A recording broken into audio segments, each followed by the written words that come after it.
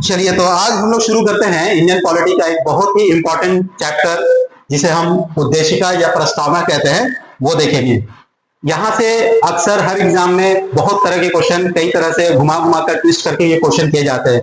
एक तो सीधा सीधे आपको यहीं से क्वेश्चन किया जाता है, और दूसरा जो क्वेश्चन किया जाता है वो यहाँ से किया जाएगा कुछ इस तरह से कि क्या प्रस्तावना संविधान का अंग है कि नहीं है, या क्या प्रस्तावना को न्यायपालिका परिवर्तित कर सकती है, लागू कर सकती है कि नहीं कर सकती। तो इस तरह से क्वेश्चन हम लोग इधर देखेंगे, ठीक है।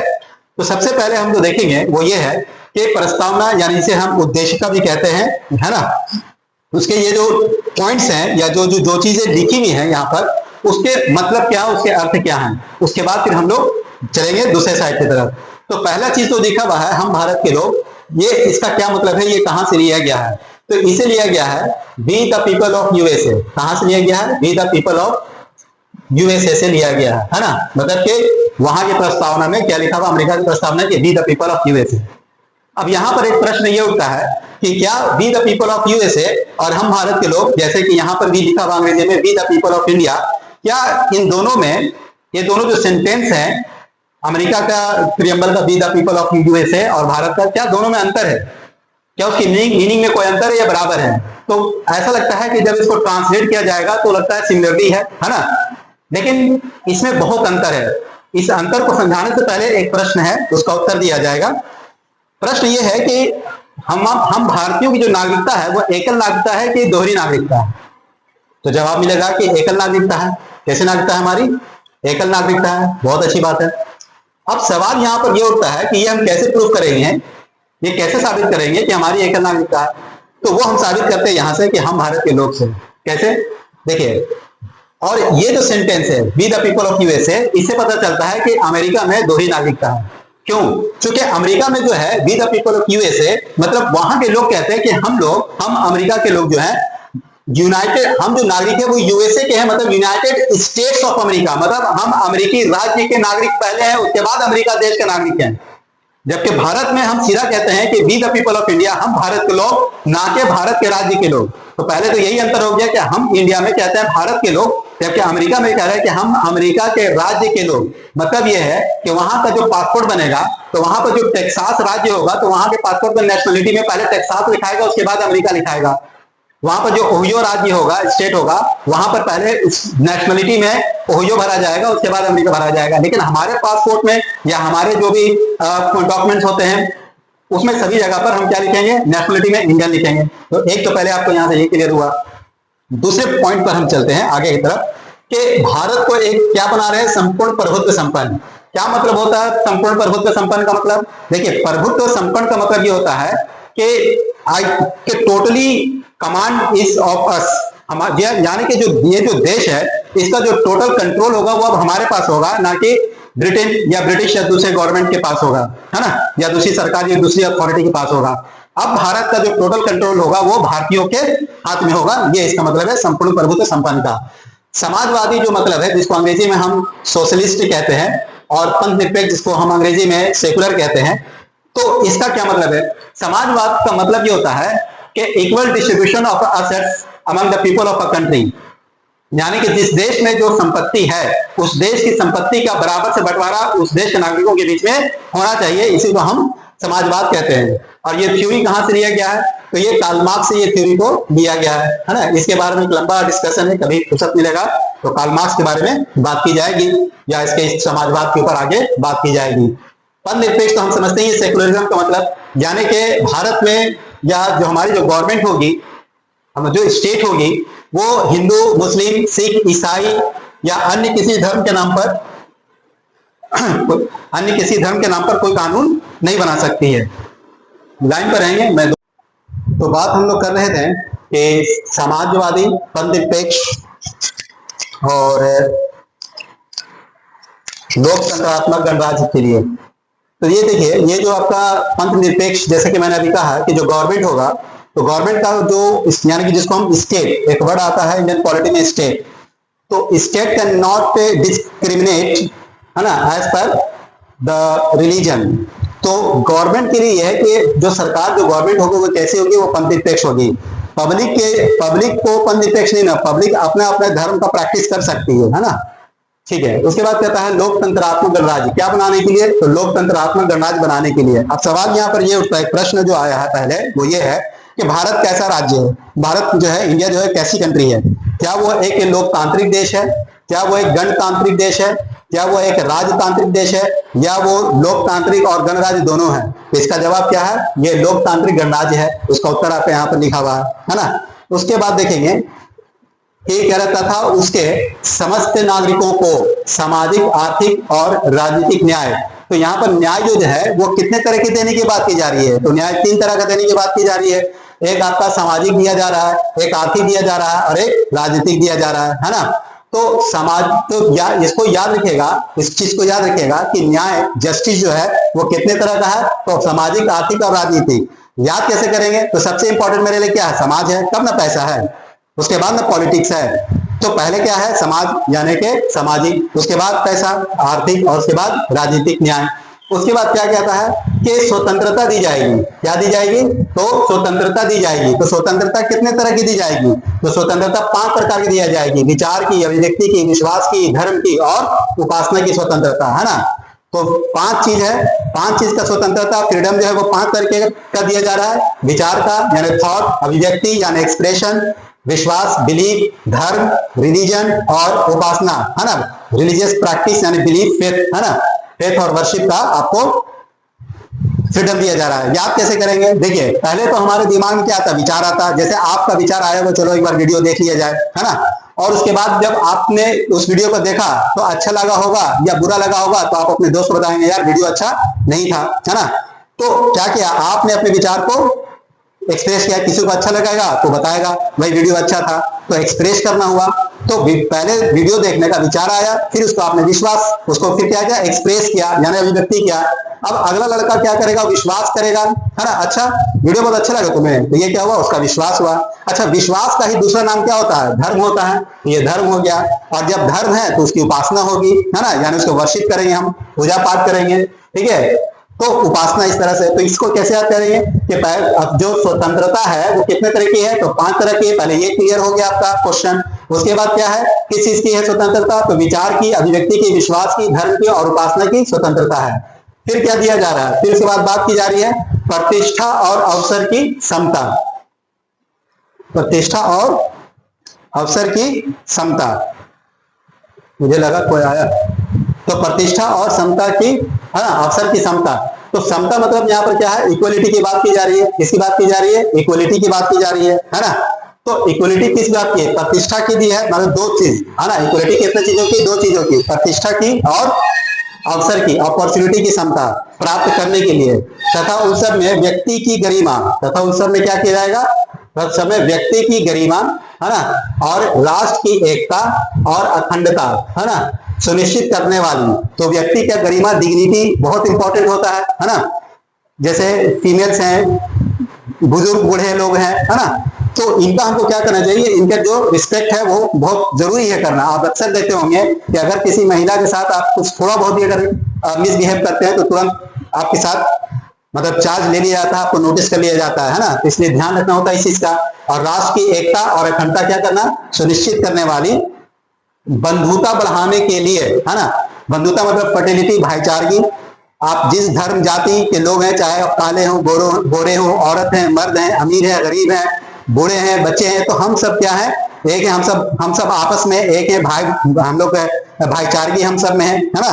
तो ये चीज इसका मतलब होता है फर्टिलिटी का मतलब किसी भी तरह से कोई जात, कोई धर्म या कोई भी प्रकार का इंसान जो है इंडिया में रह रहा, वो अपने आप को किसी से सुपीरियर ना समझे और ना ही किसी को अपने से इंफीरियर समझे, है ना। तो ये इसका मतलब होता है। उसके बाद है संकल्प होकर अपनी संविधान सभा में, आज तारीख 26 नवंबर 1949, है ना। आज तारीख कितना? 26 नवंबर 1949 ईस्वी को, है ना। क्या कर रहे हैं? 26 नवंबर 1949 ईस्वी को। हिंदी वाला डेट याद करना है। मिति मार्ग शीर्ष शुक्ल सप्तमी संवत 2006 विक्रमी। हिंदी वाला भी आपको याद करना, ताकि आपसे ये सवाल किया जा सकता है कि बताइए कौन से कैलेंडर किस संवत से जो है तो भारतीय संविधान को अंगीकृत किया गया, एक्सेप्ट किया गया। तो विक्रम संवत से इसको क्या किया गया था, अंगीकृत किया गया था, एक्सेप्ट किया गया था, है ना। और कौन से ईस्वी चल रहा था विक्रम संवत के हिसाब से, तो 2006 विक्रमी चल रहा था, ठीक है। तो इसलिए ये इंपॉर्टेंट है। फिर कहता है कि एतद द्वारा इस संविधान को क्या किया गया, अंगीकृत। अंगीकृत का मतलब क्या हो गया, अडॉप्ट करना, है ना।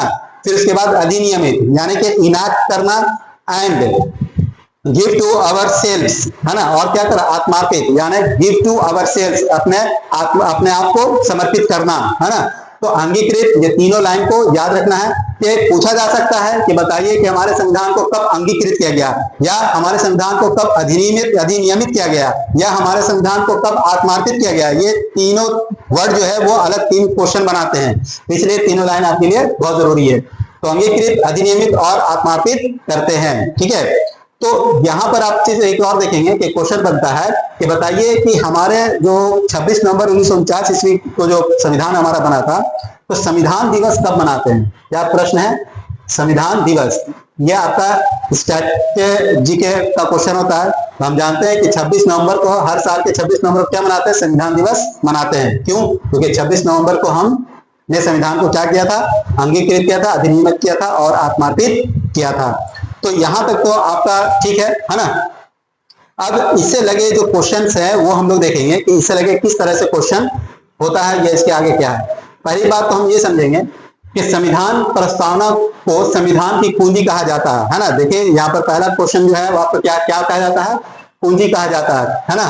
प्रस्तावना संविधान का आरंभिक अंग होते हुए, यहाँ पर क्या अंग है ना, अंग होते हुए भी कानूनी तौर पर उसका भाग नहीं माना जाता है। ये बहुत इंपॉर्टेंट है ना। ये हमारा जो प्रस्तावना है क्या वो हमारे संविधान का अंग है, तो नहीं है, एक बात। दूसरी बात, प्रस्तावना के अनुसार संविधान के अधीन समस्त शक्तियों का केंद्र बिंदु कौन है ना। सवाल आपसे ये पूछा जा रहा है कि हमारे संविधान का केंद्र बिंदु कौन है। तो हमारा जो संविधान का केंद्र बिंदु है वो भारत के लोग हैं। कैसे, चूंकि देखिए कि पीछे में हमने कहां से शुरू किया था, हम भारत के लोग से। यही क्या है, हमारा केंद्र बिंदु है, जैसे कि यहाँ पर लिखा हुआ भी है। ठीक है, इस प्रस्तावना में लिखित शब्द हम भारत के लोग संविधान को अंगीकृत, अधिनियमित और आकृत करते हैं, भारतीय लोगों की सर्वोच्च संप्रभुता का उद्घोष करता है। जैसा कि मैंने पहला लाइन में आपको बताया था कि आपका जो वर्ड है सवर्निटी, हिंदी में उसको हमने क्या बताया था कि प्रभुत्व संपन्न, है ना, प्रभुत्व संपन्न। तो ये कैसे हम मानेंगे कि प्रभुत्व संपन्न है, तो इसीलिए हम लोग मानते हैं इसको कि हम प्रभुत्व संपन्न हैं, क्योंकि है ना, इसको जो है संविधान को कौन एक्सेप्ट कर रहा है, तो हम भारत के लोग ही एक्सेप्ट कर रहे हैं, इसलिए है ना, और उसको अंगीकृत कर रहे हैं, हम भारत के लोग उसको अंगीकृत कर रहे हैं, आत्मार्पित कर रहे हैं, है ना। तो इसलिए ये क्या करता है, ये उद्घोष करता है सवर्निटी का, है ना। चलिए, उसके बाद है क्या प्रस्तावना को न्यायालय में परिवर्तित नहीं किया जा सकता। देखिए, एक केस आया था इंडिया बनाम, एक केस जो है वो बहुत चर्चित है, इस पर से क्वेश्चन किया जाता है कि इंडिया बनाम मदन गोपाल, कौन गोपाल, मदन गोपाल। 1957 के निर्णय में यह घोषित किया गया था कि अगर सरकार या कोई नागरिक प्रस्तावना का अवहेलना करता है ना, अगर कोई व्यक्ति, कोई नागरिक प्रस्तावना में दिए गए बातों को इग्नोर करता है, उसको वायलेट करता है, तो क्या न्यायपालिका उसको पनिश करेगी, या न्यायपालिका क्या उसको इंप्लीमेंट कर सकती है उस पॉइंट पर, तो नहीं, न्यायपालिका उस पर उस मामले को लेकर के कोई कार्रवाई नहीं करेगी। इसको टेक्निकल लैंग्वेज में हम लोग बोलते हैं कि परिवर्तित करना, है ना, क्या करना, परिवर्तित करना। तो न्यायपालिका प्रस्तावना को परिवर्तित नहीं करती है। ठीक है, बस एक लाइन में आप इसको समझ सकते हैं। या क्वेश्चन ऐसे भी आ सकता है कि क्या न्यायपालिका प्रस्तावना को लागू कर सकती है, या क्या जनता, या मतलब कि ऐसे क्वेश्चन आ सकता है कि क्या प्रस्तावना को न्यायपालिका में चुनौती दी जा सकती है, तो नहीं, न्यायपालिका में प्रस्तावना को चुनौती नहीं दी जा सकती है। इस तरह से आपको क्वेश्चन आएगा या आ चुका है, तो बनाना है। उसके बाद एक और केस है, ये भी बहुत फेमस चर्चा है, बेरुबाड़ी केस, जो कि 1960 में हुआ था। इसमें यह बताया गया है कि अगर मान लिया कि संविधान किसी मामले में उसके जो शब्द, उसके सेंटेंस से न्याय देने में अगर हमें सहूलियत, मतलब अस्पष्ट है, उसके शब्द अस्पष्ट है, संविधान के शब्द अगर अस्पष्ट हैं, तो ऐसे में हम प्रस्तावना के रोशनी में, उसके संदर्भ में, प्रस्तावना के संदर्भ में हम न्याय दे सकते हैं, है ना, न्याय दे सकते हैं। मतलब कि संविधान के मार्गदर्शन लेते हुए हम क्या कर सकते हैं, जुडिशरी क्या कर सकती है, न्याय दे सकती है। अगर संविधान में भाषा अस्पष्ट हो तो ये जो निर्णय जो दिया गया था, जो सेंटेंस मैंने अभी बोला, वो बेरुबाड़ी केस में 1960 में दिया गया था। ठीक है, एक तो यहां तक ये बात हुई। उसके बाद देखेंगे कि कह रहा है बेरुबाड़ी बाद में सर्वोच्च न्यायालय ने प्रस्तावना संविधान का अंग नहीं माना। क्या नहीं माना? संविधान का अंग नहीं माना। इसलिए विधायिका प्रस्तावना में संशोधन नहीं कर सकती, है ना। अब देखिए यहाँ पर क्या बोल रहा है, विधायिका जो है वो प्रस्तावना में क्या नहीं कर सकती है? संशोधन नहीं कर सकती है ना। लेकिन सर्वोच्च न्यायालय के केशवानंद भारती, बहुत बहुत इंपॉर्टेंट केस है ये, इसको हमेशा याद रखिएगा। केशवानंद भारती बनाम केरल राज्य 1973, डेट भी याद रखेंगे, केशवानंद भारती, है ना, 1973 ईस्वी में, है ना, क्या कहा गया था कि प्रस्तावना संविधान का अंग है, इसलिए विधायिका उसमें संशोधन कर सकती है। तो इसलिए ये केशवानंद भारती से अक्सर बहुत क्वेश्चन आता है, ये बहुत माइलस्टोन रहा है इस मामले में, इसलिए इसको हमेशा याद रखिएगा, है ना। इसलिए विधायिका क्या कर सकता है कि इसमें संशोधन कर सकता है ना। केशवानंद भारती में ही एक और जो है आपको बहुत इंपॉर्टेंट जो चीज दिया गया था, जो बात बोला गया था, वो मूल ढांचा का सिद्धांत आपको दिया गया था, है ना, थ्योरी ऑफ बेसिक स्ट्रक्चर, है ना। मतलब ये हुआ कि जो विधायिका होगी, विधायिका का मतलब संसद हो गया, है ना, तो संसद जो है वो संविधान के मूल ढांचे में परिवर्तन नहीं कर सकती है। अब मूल ढांचा क्या हुआ? जैसे इलेक्शन कमीशन, यानी कि भारत में चुनाव की जो प्रवृत्ति है, आर्टिकल 324 है, उसको नहीं हटा सकते हैं आप। यहाँ का जो लोकतांत्रिक स्ट्रक्चर है उसको नहीं हटा सकते हैं। यहाँ की जो न्यायपालिका स्ट्रक्चर है उसको नहीं हटा सकते हैं। तो ये कुछ चीजें ऐसी हैं, या इसके अलावा और बहुत सारी ऐसी चीजें हैं जो संविधान का मूल ढांचा है ना। तो सरकार, गवर्नमेंट इसमें बदलाव यानी कि इसको निगेटिव तरीके से चेंज नहीं कर सकती है, या चेंज नहीं कर सकती है ना।